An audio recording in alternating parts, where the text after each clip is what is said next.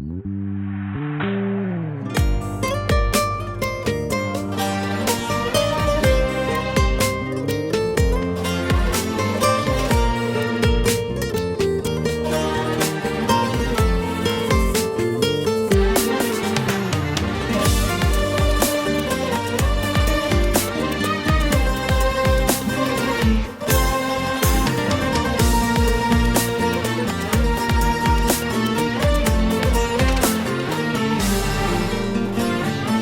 nasıl bir zamandır, benim aklım ermiyor.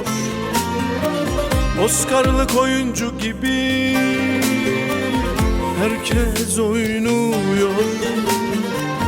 Sanki cehennemdeyim, zebaniler geziyor. Beş para etmez insanlar canımı sıkıyor.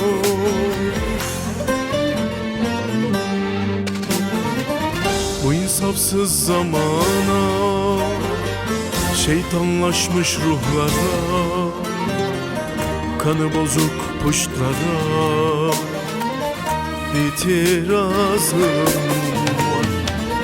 Yalan sahte sevdaya, ikiyüzlü rüyaya, adaletsiz dünyaya itirazım var. Yalan sahte sevdaya, ikiyüzlü rüyaya, adaletsiz dünyaya itirazım var.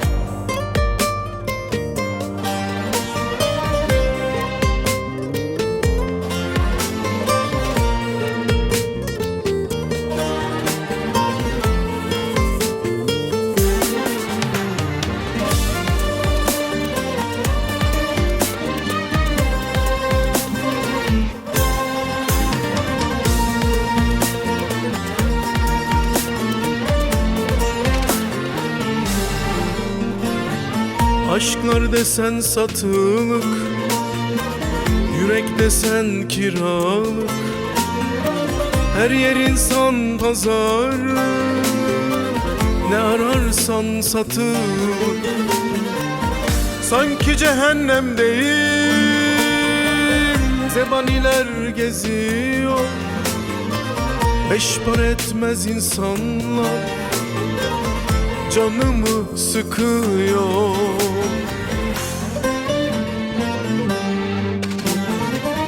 Bu insafsız zamana, şeytanlaşmış ruhlara, kanı bozuk puştlara itirazım var. Yalan sahte sevdaya, ikiyüzlü rüyaya, adaletsiz dünyaya itirazım var. Yalan sahte sevdaya, ikiyüzlü rüyaya, adaletsiz dünyaya